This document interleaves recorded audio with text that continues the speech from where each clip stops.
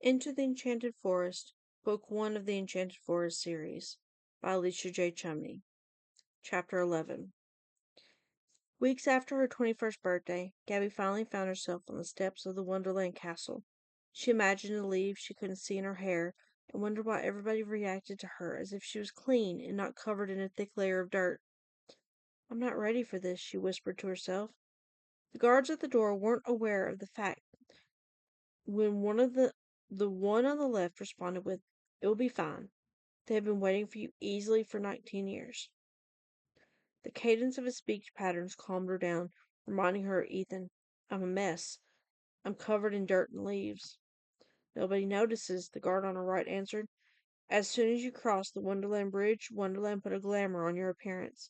Only a few gifted people can see you as you currently are." "What am I wearing?" The guard on the left responded. "A blue dress. Alice in Wonderland colors. Your hair is down and clean." Turning back to his post. "Go on inside, Your Highness." "Is my mother well?" "Perfectly healthy." "I was told she was dying." "Jack was told to tell you that. Do not blame him.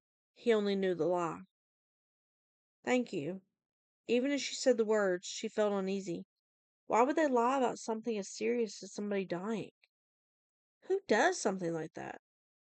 Placing her hand on the door, she knew that one push would be all that it took to change her from Gabby to Gabrielle. She never really thought about the power of names until she saw two different sides to her bodyguard. For a moment, she wondered how he would act when he was being extra instead of the friendly Ethan or the steadfast and protective Jack. Maybe he would feel insecure and unneeded. Suddenly, she turned around. "You're one of Jack's brothers, aren't you?" Bowing slightly. "Yes, ma'am. I'm your Spade, and a little surprised that Jack isn't with you." "I had to leave him behind." She paused. "He needed to do some soul searching." All Gabby knew was that he would never be extra to her. She just wondered how Ethan Jack would fit into Gabrielle's life. Pushing those thoughts away, she entered the life she never knew existed.